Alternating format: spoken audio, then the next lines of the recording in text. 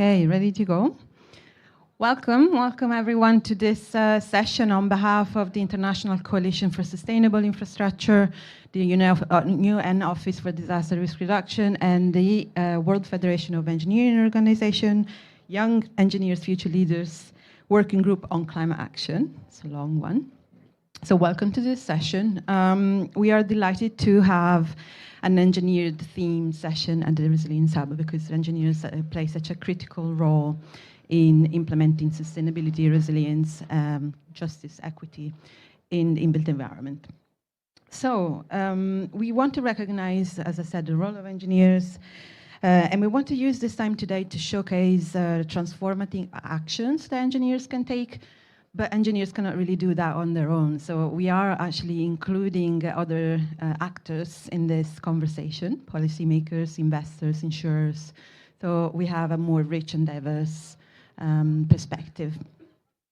So we are also going to be highlighting, and this is something really important to me, and not just to me, but it's a very important thing, is highlighting the role of young engineers, the future generation of leaders in the engineering sector.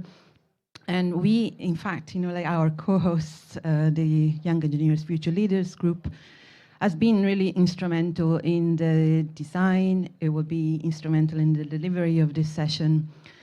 So it's not just having a youth representative just on a panel, it's really them taking the lead in this. So I'm really proud. Thank you for doing this with us.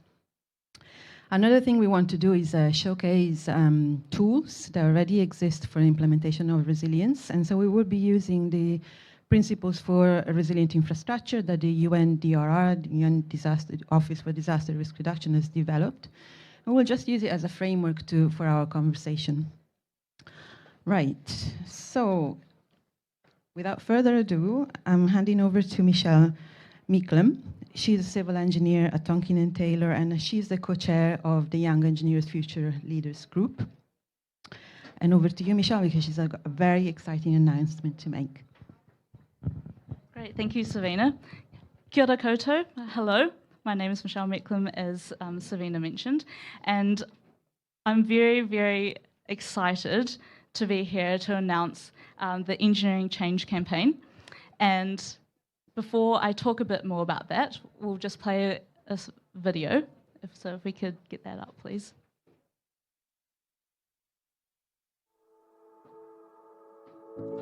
In the heart of every city, the heartbeat of progress is driven by innovation, change, and the relentless pursuit of a better future.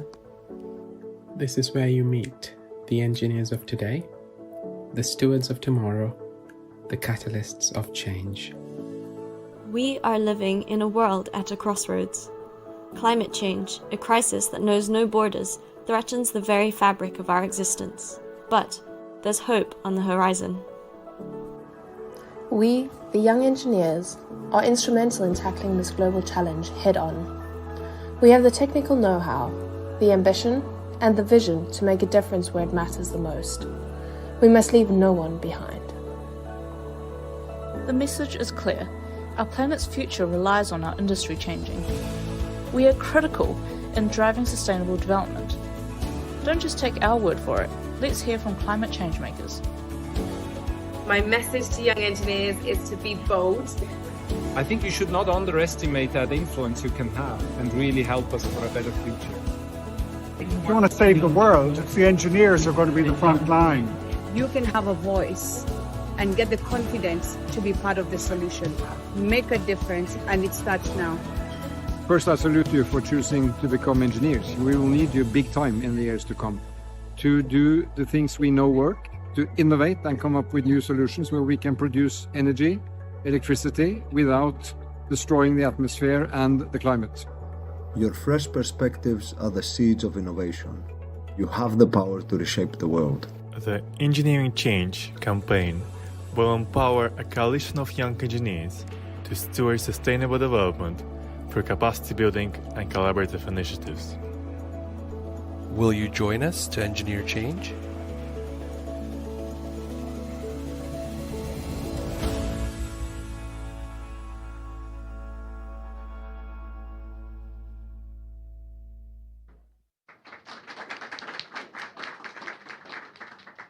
Fantastic. If we could please go to the next slide.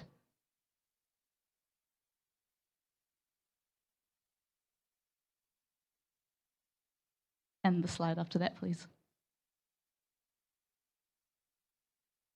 Yes, that one, thank you. Great. So for the last 6 months or so, the International Coalition for Sustainable Infrastructure, or ICSI, and our Young Engineers Future Leaders Working Group on Climate Action have been working on a campaign called Engineering Change. And so what is the Engineering Change campaign? Well, for us, we want to empower young engineers to act on sustainable development. And before I talk a bit more about the campaign, I would actually just like to firstly thank Savina and ICSI because they really walk the talk in terms of empowering young engineers to partner with our Young Engineers Future Leaders Working Group to enable this campaign to be for youth and by youth.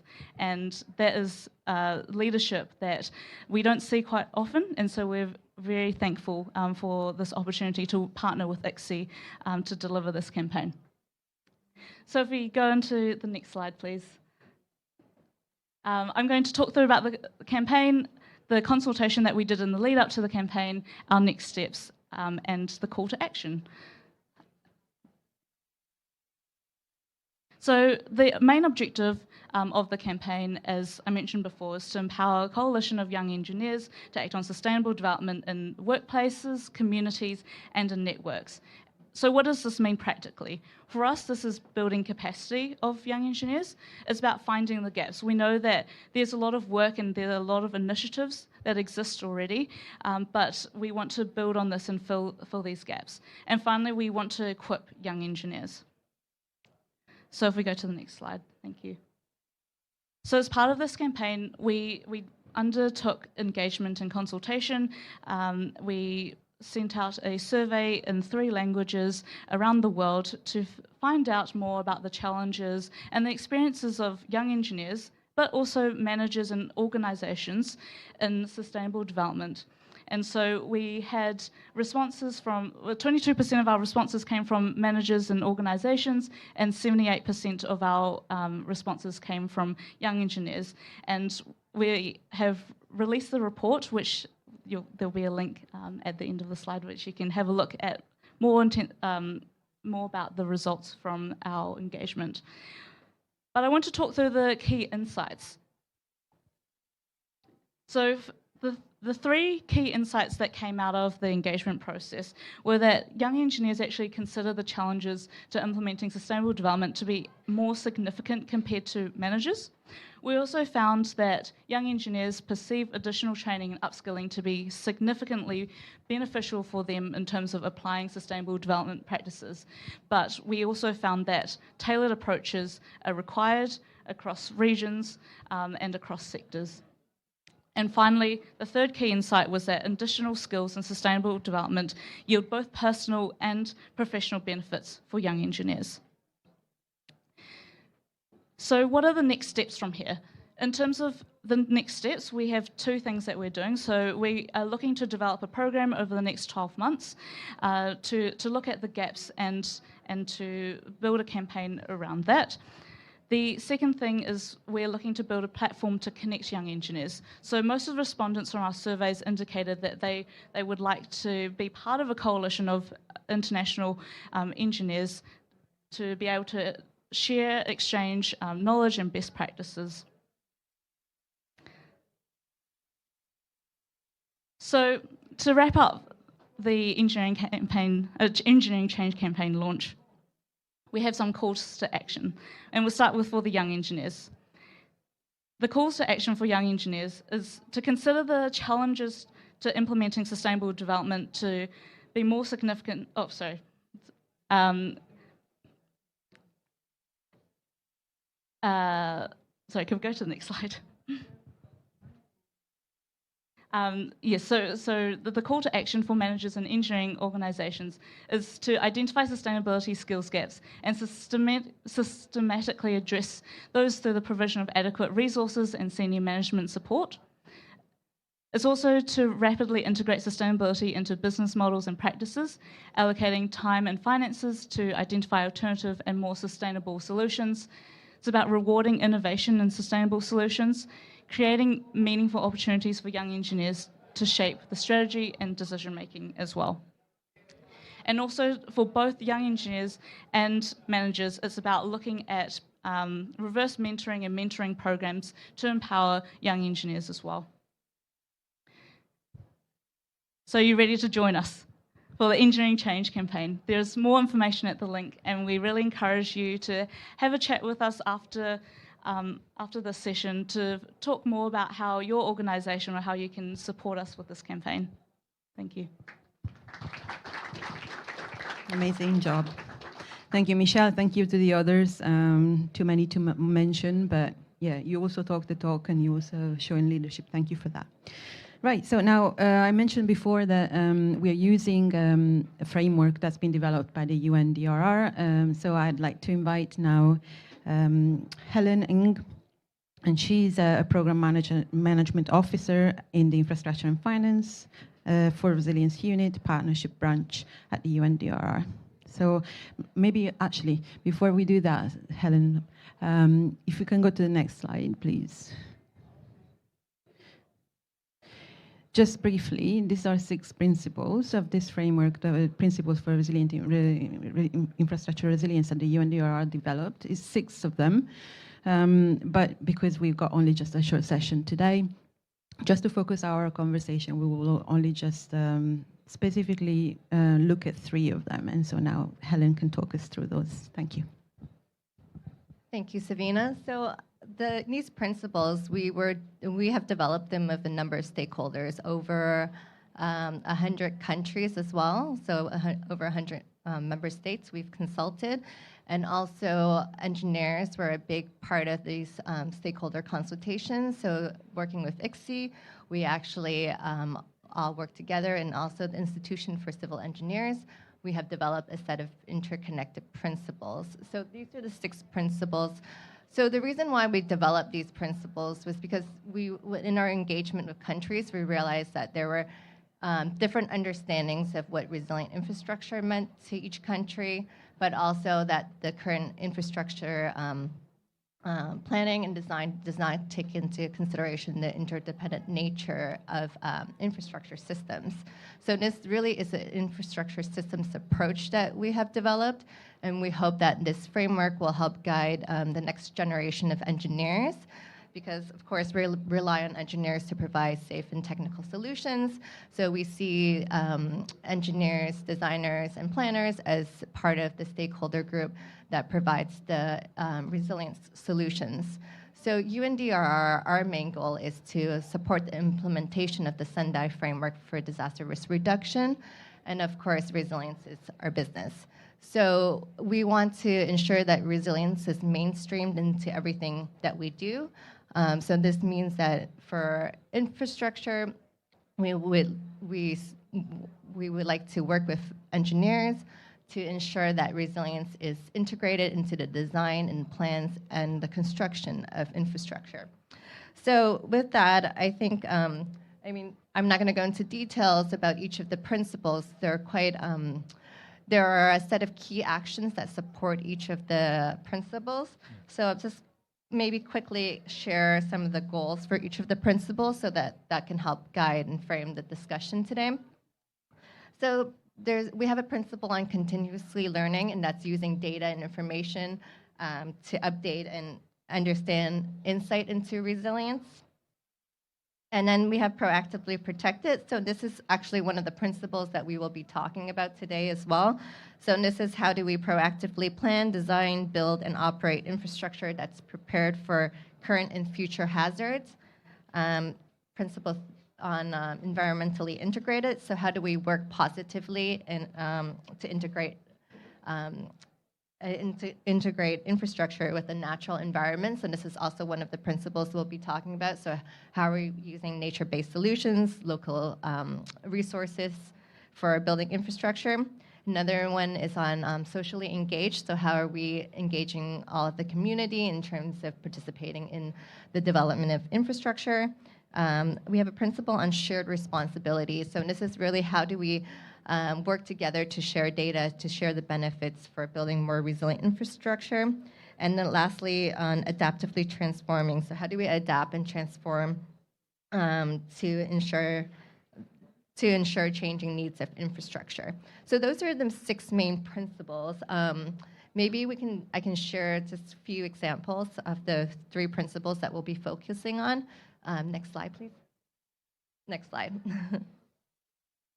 So for example, on the proactively protected, so for example, we can look at embedding emergency management, so that's one example, and how do we design safe-to-fail infrastructure, that's another example. Another one I think that's really important is to ensure that there is long-term investment in infrastructure, so how do we include that into all the strategic frameworks and plans of governments. Next slide, please.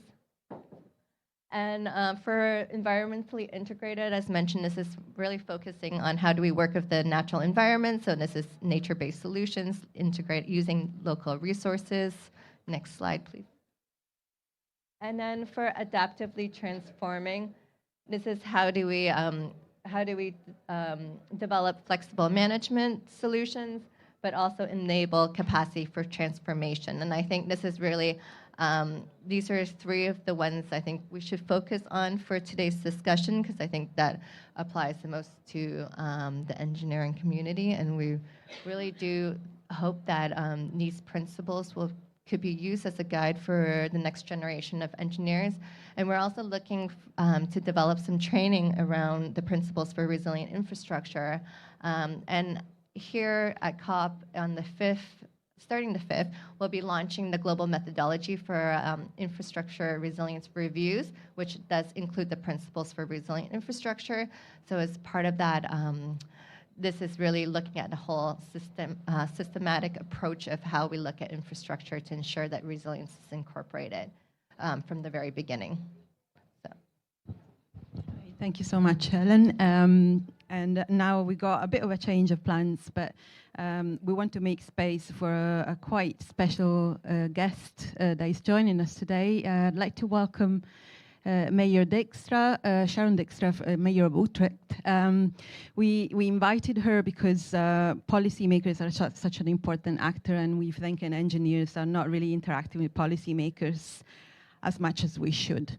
So I'd like to invite you to make a comment on the session. Maybe better, otherwise not everybody sees me, right? Good afternoon. As I was already introduced, I'm the mayor of Utrecht. Utrecht is the... it's better? Yeah? Oh, the camera. That's my friend of all politicians, I'm afraid. So I'm mayor of the 4th largest city in the Netherlands. We are up to having 400,000 inhabitants by maybe 10 years from now. Fastest growing city in the Netherlands, very young, I have to say, and very old also at the same time. Already there during the Roman Empire. So, and then we already had infrastructure. So I was asked to show you a little bit about how to practice what you preach. And if it comes to engineering, I would say engineering is everything, because planning is part of the solution. And the principles were here, and they are really very good, I think. And we try to use these principles in practice. So, for instance, we have a strategy for a spatial strategy for Utrecht for the development of the city towards the year 2040.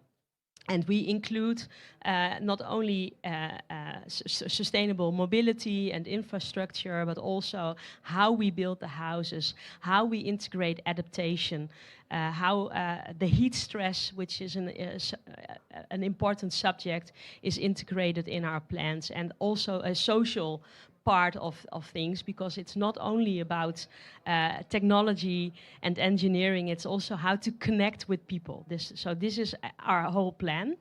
And what we did in the city is that we introduced a so-called barcode.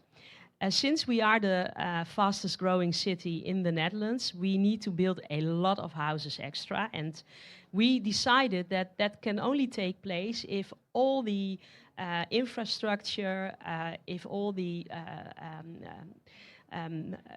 community necessities like schools, sports accommodations, etc., is introduced at the same time, and also the green part. And in a highly densely populated city, that is not so easy. How to develop new parts of the city and turn them into green zones. So what we try to do is, with our sustainable mobility policy, to get rid of the cars a little bit. So in our streets, more and more pedestrians and bikers are the real kings of the road, and those who drive in a car are sort of guests. We try to get rid of a lot of parking plots, for instance. So we rebuild that plots with spatial areas for pedestrians or for more public transport, for people who use the bike, for playing grounds for children. And that is not easy. So sometimes we need to convince also our citizens. But if you show what the difference will be after it, I noticed that many of them are very satisfied with the outcome of things. And there was mentioned building back nature and with nature. Obviously, we try to do this not only if it comes to the green part of the city, but also if it comes to the blue zone. We had a 9-way high road for a couple of years ago through the heart of our city, and by referendum, so by the vote of the citizens, they decided to build it back into the ancient canal it always has been from the medieval times. And now this canal is used as a kind of recreation space where in summer you can sup. I'm not doing that, but my children do. And maybe you could lie in the sun, for instance, on the shore, or just be and have your walk. It's exactly 5 kilometers, so if you walk it, you know how much you have done. So that is also very convenient. And I think that these are the solutions that we use, for instance, to really make a city adapt to the future. So if you would visit us, you would see that future started already. And one of the things that we are most proud of is that we are the most biker-friendly city worldwide. Many people think it's Amsterdam or Copenhagen. No, it's us. And that is because of our infrastructure, but also, for instance, because of the fact that we try for the bikers to have parking plots underneath ground level. And the biggest one is actually at the central station, where 12,000 plots are available for people who are using the bike and then public transport to the rest of the Netherlands. And I have to say that parking garage is most of the time really full. So this is how we try to make this a part of daily life, using, for instance, the bike to go to your work or somewhere else as a means of transportation. So this is what I wanted to tell you. This is how we organize this. And maybe this is not what we have decided, but if people have one or two questions, that I'm not sure if that's the interactive way, but usually it's not so nice to have a story and then go off again, right? So sometimes people just want to ask you things, so it's okay with me, as long as it's okay with you. Yeah?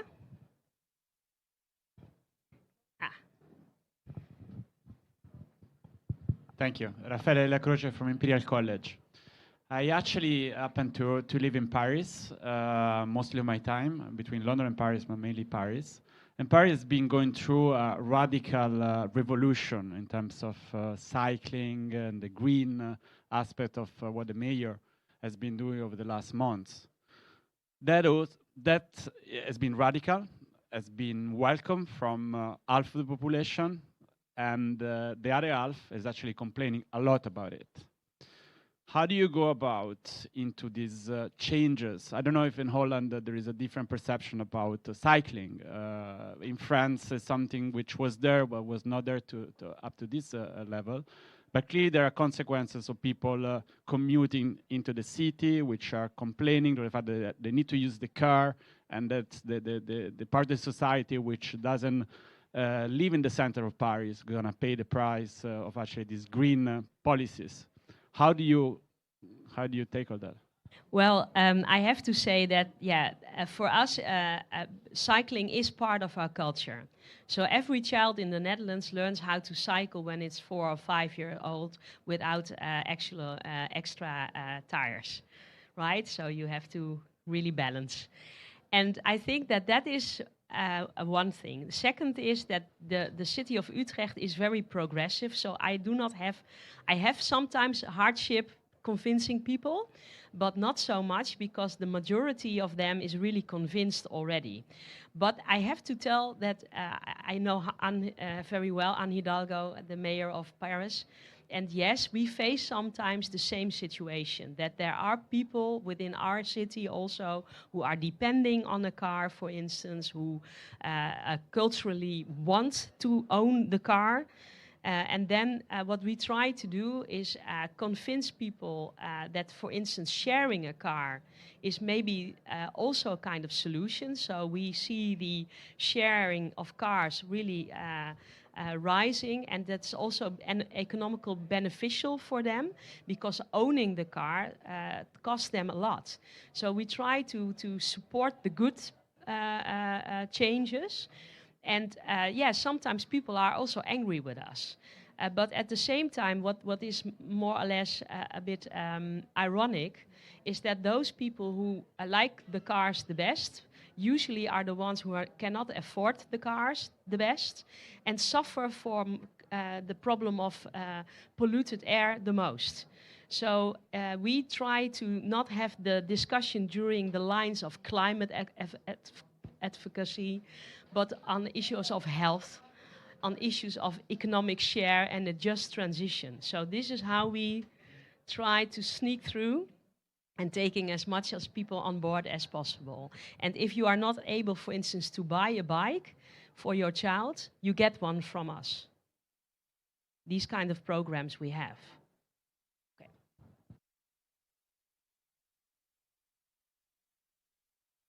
Thank you for joining us today. Thank you so much. And I know you made the space for us in your busy agenda, so thank you again. All right. Thank you. All right, so we are now moving to the experimental part of this session. Rather than having yet another panel, since there are many panels, as you can see, we are going to experiment with a different format. It's called Fishbowl. How many people here have been to a fishbowl before? Okay, so quite a few people, more than I was expecting. Anyway, so what we're going, it's probably our own interpretation of the fishbowl, given where we are in terms of settings. I'm going to now invite 3 starter speakers to join me here, and I'll just introduce them to you. But we will leave an empty chair on each side of the room, and this empty chair is to encourage people to come in and join us into the discussion. So we obviously frame our discussion around the principles. You've heard about them, those 3 principles. And so people can make a comment about those principles, thinking about challenges in applying them, or case studies, or successful application, or make a comment that is relevant.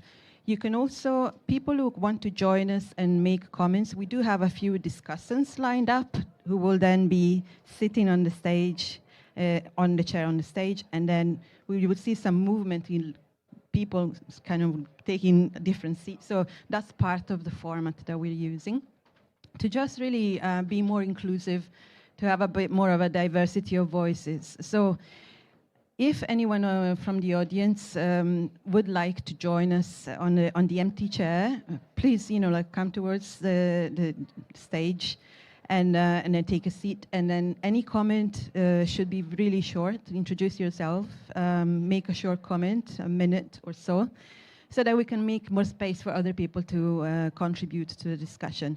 You can also come to the stage to ask a question of the different people who are being participating to the discussion. Right, okay, that's how it should work in practice, or in theory, and let's see how it works in practice.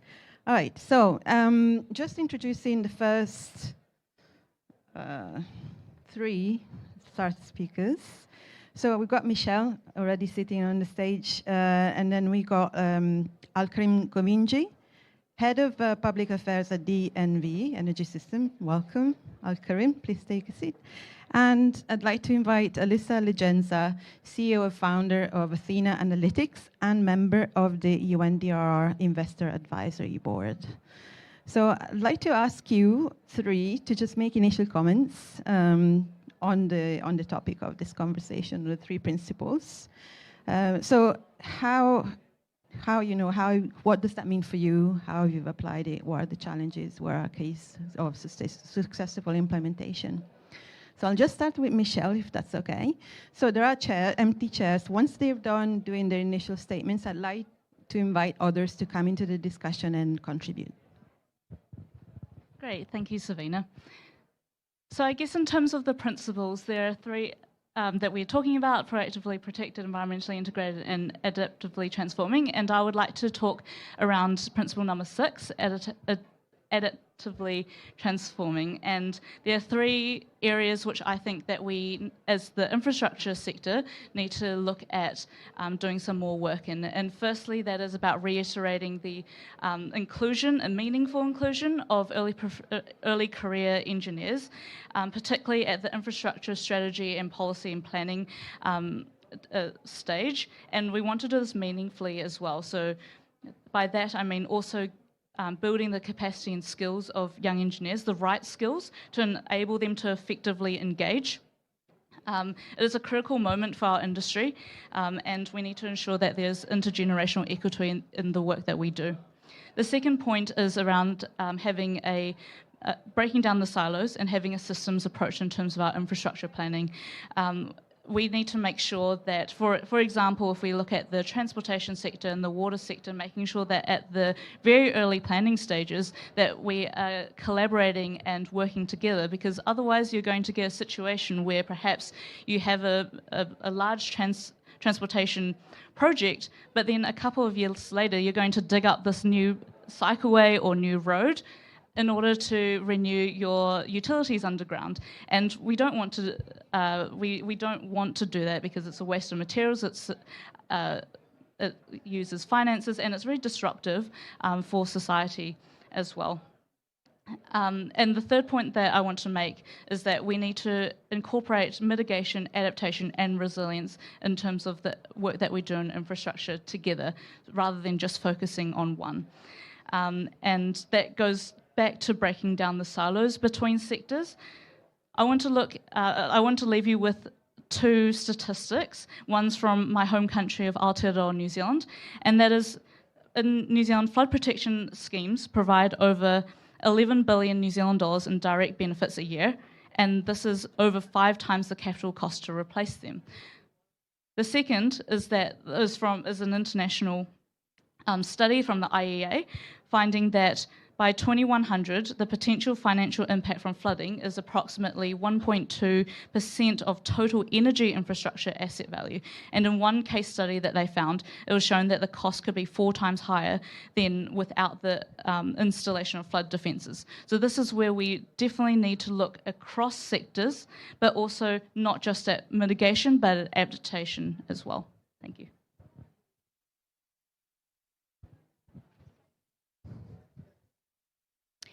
Thank you. Okay, so just to let you all know, my background, I'm an actuary, and I specialize in modeling the financial consequences of natural and man-made disaster risks. And today, that background enables me to develop insurance-linked opportunities for private investors mainly.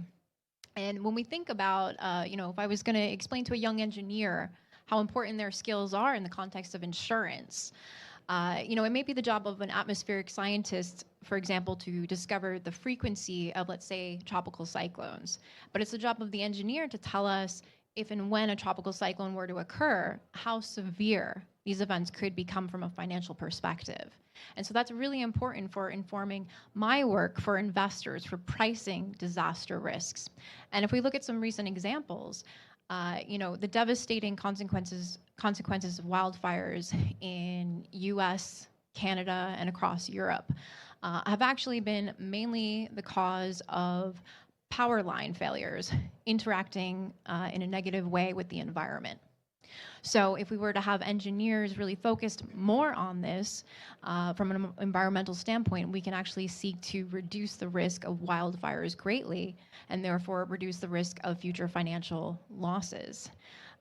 Looking back to Hurricane Sandy in 2012, which affected the eastern seaboard of the United States, that disaster was enormous because there were a lot of HVAC and electrical systems in the basements of all those commercial buildings. And so now building codes have been updated and engineers know to move all that equipment up to higher floors so that we can reduce the risks and the financial consequences of disasters. And all of that involves being proactive, adaptive, and considering how to integrate these approaches from an environmental standpoint. So this is hugely important for insurance. Hi, my name's Al Karim Govinji. I work for DNV, which is an engineering consultancy in the energy and other spaces.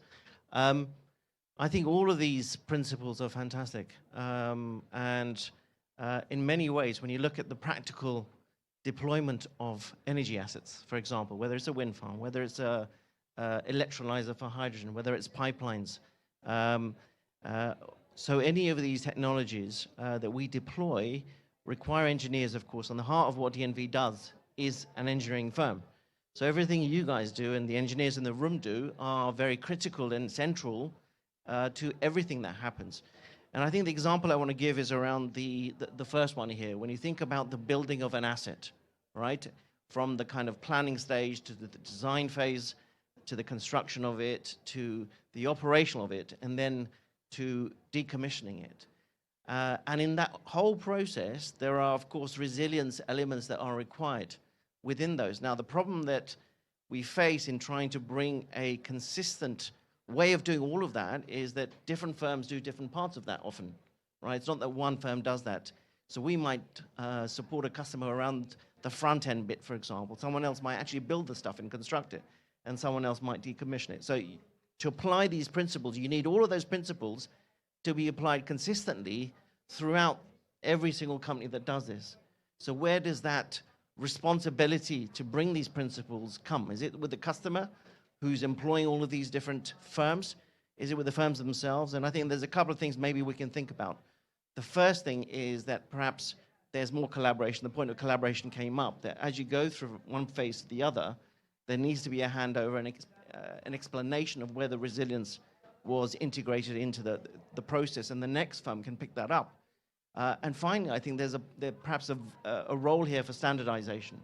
So if you have a way of creating something, building some of these models and principles into the way you design and build and decommission, then perhaps that's where, and if I take the wind sector, for example, there is a lot of standardization that happens in the way that you design blades, right? And so the resilience of it, or the sustainability of it, the future performance and maximization of performance and life comes into it. So I think all those principles are really important. The one thing I'd say finally just is that if you think about a young engineer, you're learning at a university, you're out to be an engineer, whichever type of engineer you are. Then you take your first job, you become an early practitioner, right? And 5 years into the job, you become an experienced practitioner.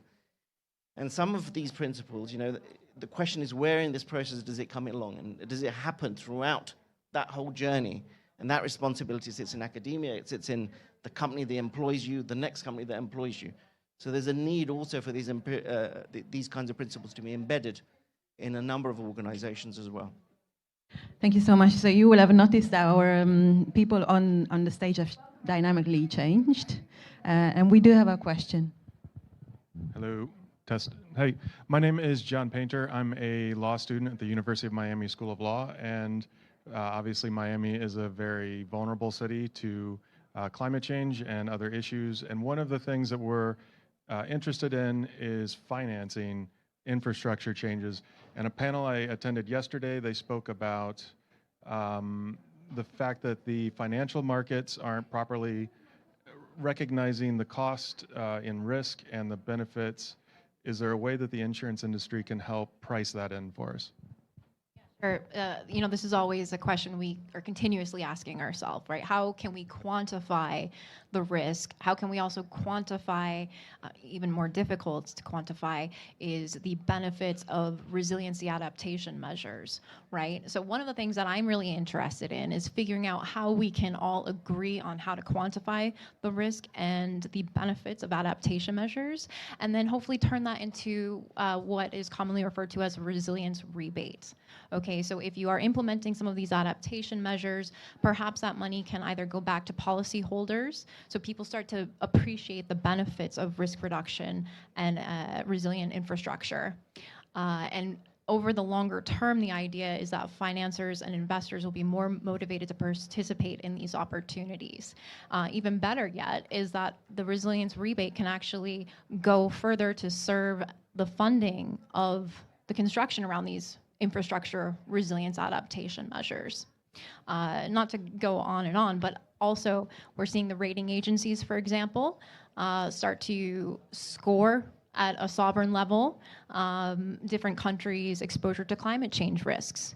And so to the extent that we start to see financial strength ratings starting to be impacted from climate change, well, investors are going to start to take a closer look at that for sure over the long term. So, hi, Nick Fall, part of Marsh McLennan. We focus on risk advisory and insurance. So I just wanted to pick up on some of the points that Alyssa made. You stole some of my best lines, Alyssa, but agree with everything you said. So I guess two considerations from the insurance side. Firstly, strategically, there's clearly a lot of expertise around risk modeling and resilience measures that the insurance industry holds that can be better deployed in terms of developing resilience measures on the ground. And here at the Resilience Hub tomorrow, Marsh McLennan are publishing a report with the UN Race to Resilience on how the insurance industry is supporting those adaptation measures. So I guess key statistic for you, it's an update from the year last, from the report last year, where there were 17 different initiatives identified globally. This year there are 40, so it's still a relatively small number, but at least the trend is going in the right direction, and there should be more. But then just to go on that more tactically, there are things that the insurance industry can do. Alyssa touched on very eloquently the quantification of risk that the insurance industry holds more generally, and that can be built in to understand the impact of the reduction in risk of undertaking resilience measures, which can ultimately be fed through into the insurance program.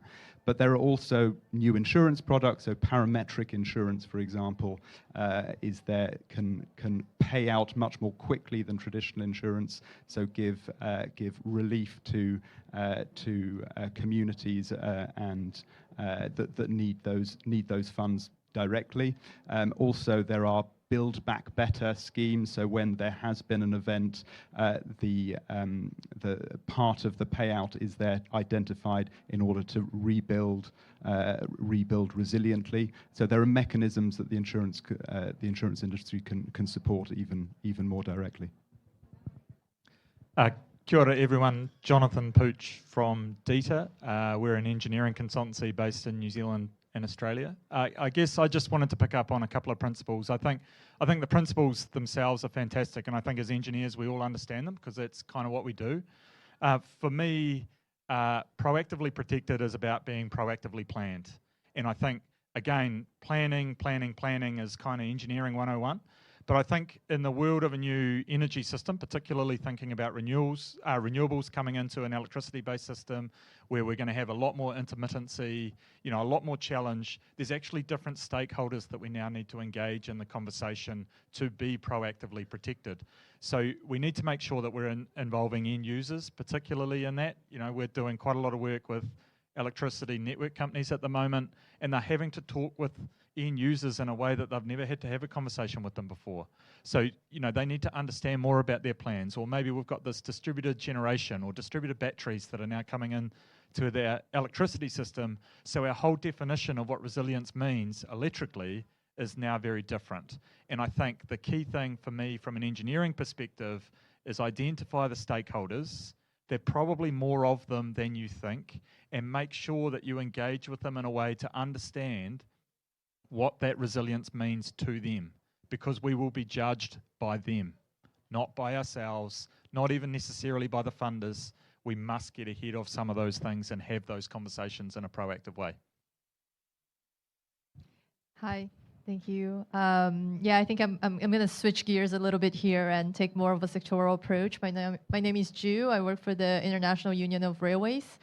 So I'm here to speak a little bit about the experience of the railway industry.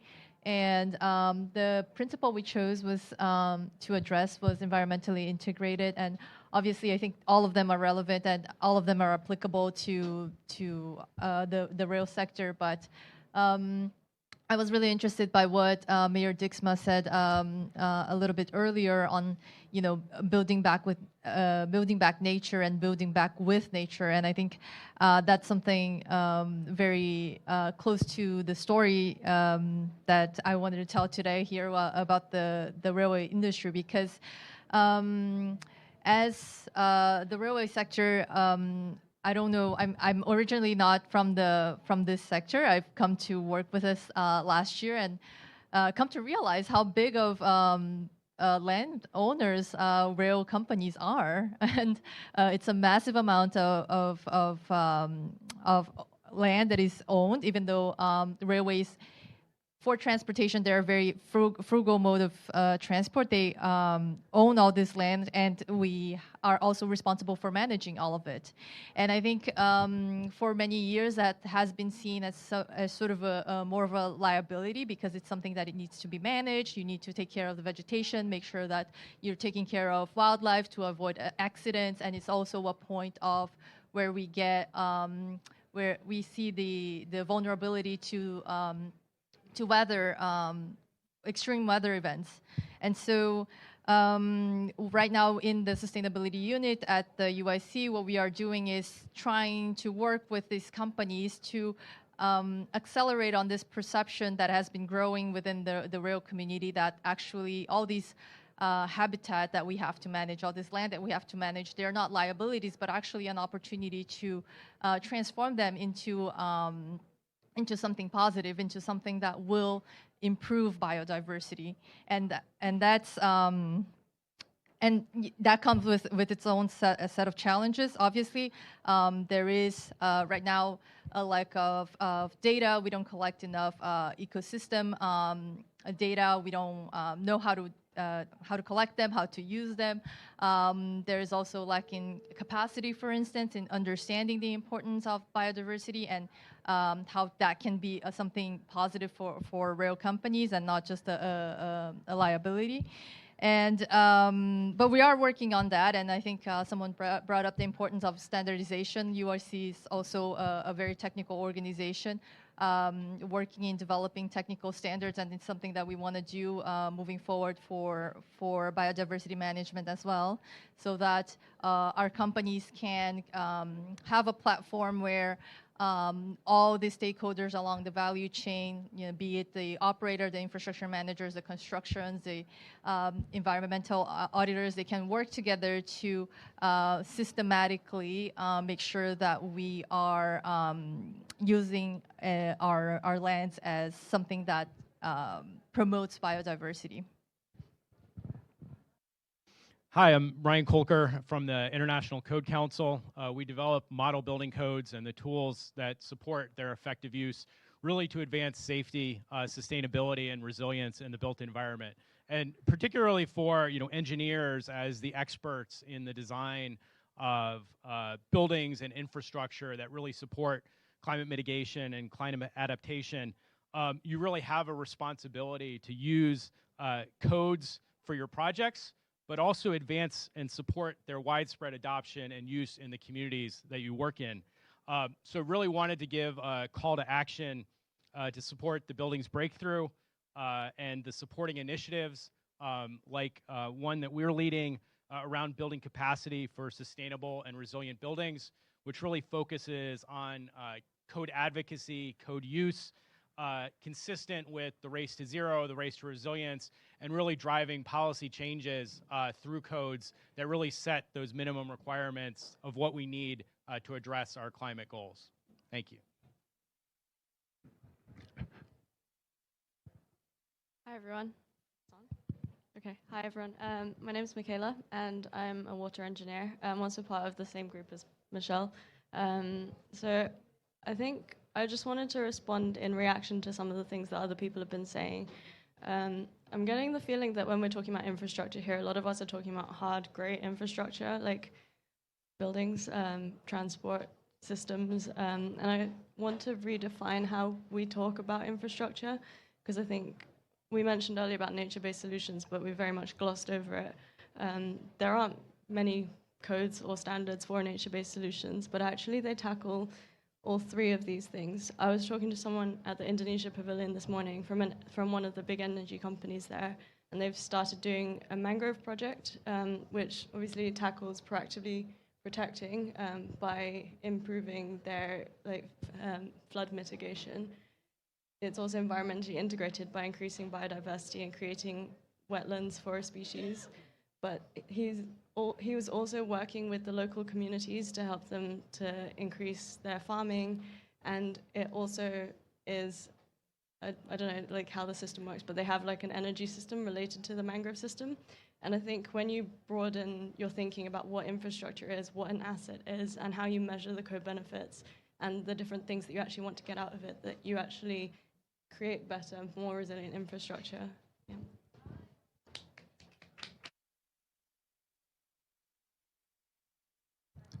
Hi everyone, my name's Will Steele. I work for Atkins Realis, so Atkins, who've recently rebranded, and also do some work through the Commonwealth with these wonderful engineers. I'm a town planning consultant, so not an engineer, but I work closely with engineers all the time, including on the Transpennine Rail Upgrade project, which is a transformational railway project for the north of England. And I suppose my challenge is, how can we incorporate all of the things that we've talked about today into the process of designing and constructing a major infrastructure project? Whilst keeping to program and within the parameters of cost as well. So how can we engage up front to establish what disciplines need to be included and how, at what stages that discipline input will be provided? Because that seems to be, from my experience, a real challenge of identifying the parameters of a project, the land needed, the discipline input needed as well. In addition to the stakeholders that we talked about, it's a wide range of stakeholders that we need to bring in, including young people. So how do we do that? How do we plan it out and put together a structure to make it happen? Any of the previous discussants or current discussants want to take this question? A new discussant.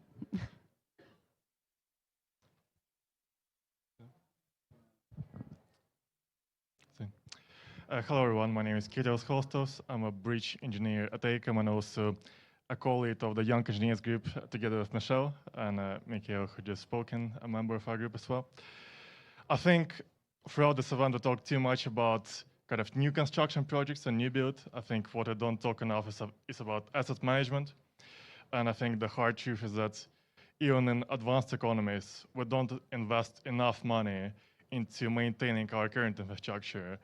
And what the principle that I want to focus on is proactively protected, because really in order to deliver the benefits of resilience and the financial savings, you have to be proactive.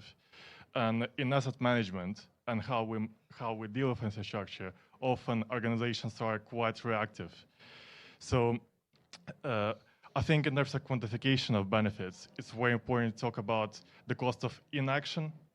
And I think one thing that our colleague from the International Railways Union will agree on as well is that if you look at the cost of delays associated with resilience and how different effects impact the infrastructure, those are massive. So often we don't find the money to invest in adaptation and resilience, but we actually have the money to deal with the impacts, which is quite ridiculous because in terms of efficiency, preparing for and preventing something is multiple times more efficient. And what we need to be doing in terms of young engineers and organizations, so engineering organizations, advising on how to be proactive and how to implement those best practice approaches to really secure those long-term benefits, and which sometimes are very difficult to quantify in the meantime, kind of in the now. But when you think about the long term, those really are massive.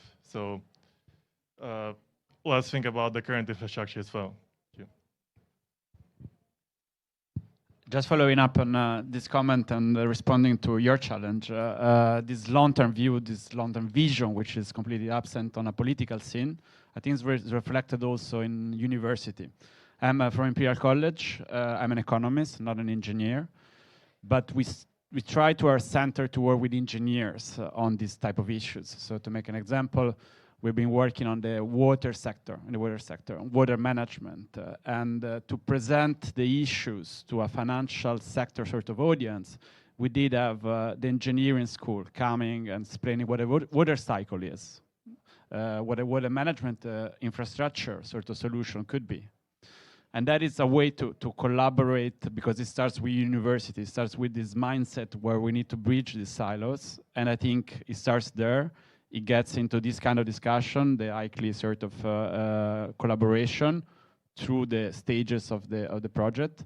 But having this system thinking sort of approach, which gets you into the long-term visions where actually these costs can be measured and adaptation become an investment case investable now, not tomorrow. Hello, I'm Will. I'm an engineer.